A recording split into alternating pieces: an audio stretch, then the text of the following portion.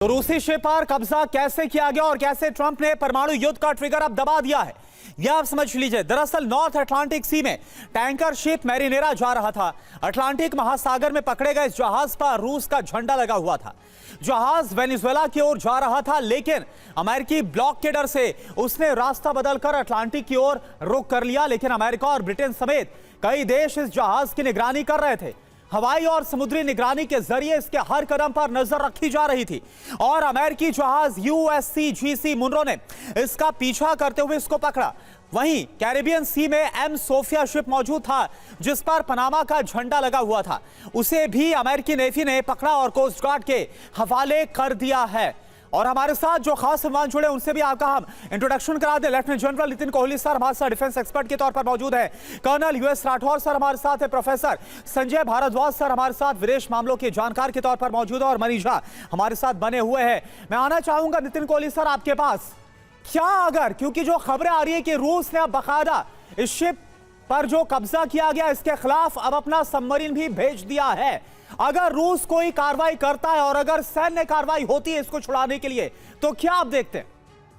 देखिए, ऐसा है कि जो इंटरनेशनल लॉज हैं, समुद्र में जो शिप चलते हैं उनके लिए, उनका जब भी उल्लंघन होता है तो शिप्स को पकड़ लिया जाता है।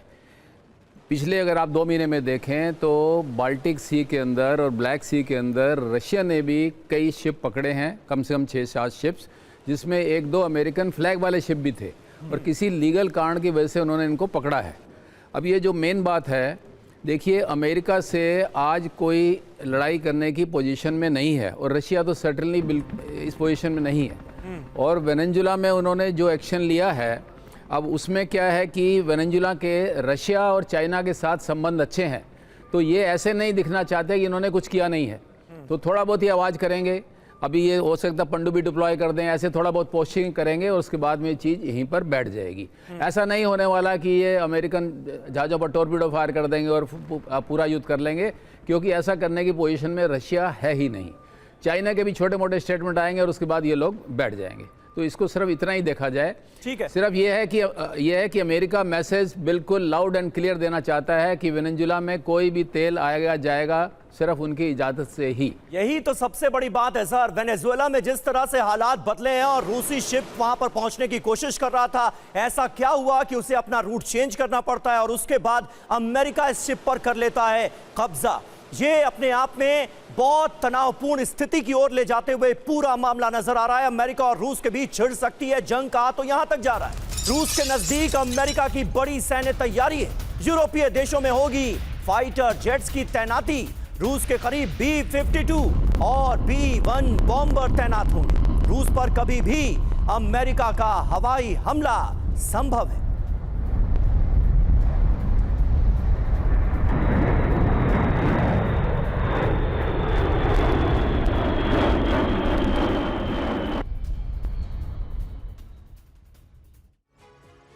जी हां, तो क्या जिस बात का दुनिया को डर था वो होने जा रहा है। अमेरिका वर्सेस रशिया, जल्द होगा महायुद्ध, इसके आसार हैं। रूस के टैंकर शिप पर कब्जे के बाद तनाव बढ़ गया है। अमेरिका के खिलाफ रूस का जवाबी कदम संभव है। रूस के नजदीक अमेरिका करेगा बॉम्बर की तैनाती, यह फैसला लिया जा चुका है।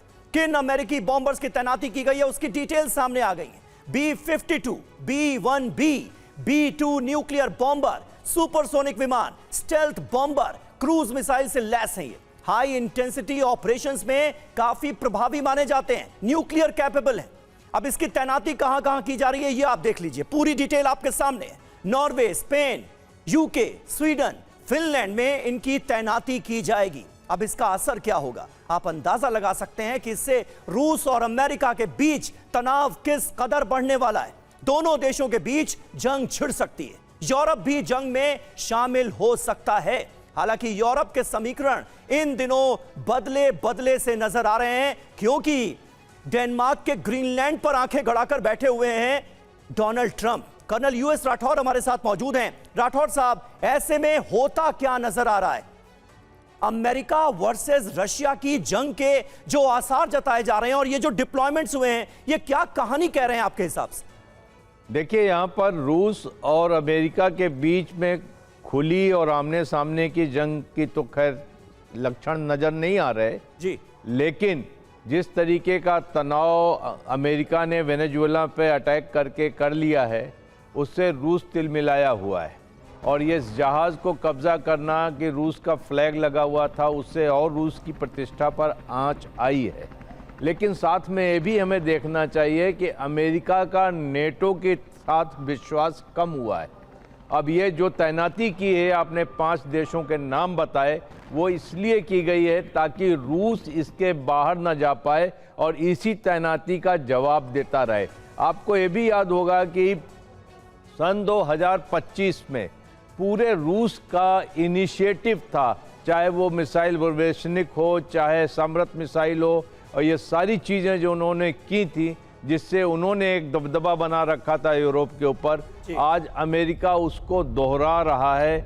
लेकिन ये सारी पोस्चरिंग है और इस पोस्चरिंग में कहीं ना कहीं अमेरिका एडवांटेज लेता हुआ दिख रहा है, लीड लेते हुए दिख रहा है, जब उसने वेनेजुएला के सारे ऑयल भंडार पर कब्जा कर लिया और पहली बार उसने ये स्मगलिंग वाले जहाज़ों पर नकेल कसना शुरू किया है। इससे रूस ही नहीं, इससे चीन भी तिलमिलाएगा। इससे वेनेजुएला, रूस और ईरान के जो क्रूड सप्लाई है, ये बाधित होने वाली है। ठीक है, तो कुल मिलाकर आपको सर ये डिप्लॉयमेंट पोस्टरिंग जरूर नजर आ रही है, लेकिन ये भी सवाल है कि अगर एक जरा सी भी चिंगारी भड़की, अगर एक जरा सी मिस्टेक हुई तो बहुत बड़ा युद्ध, हालात काफी खराब हो सकते हैं।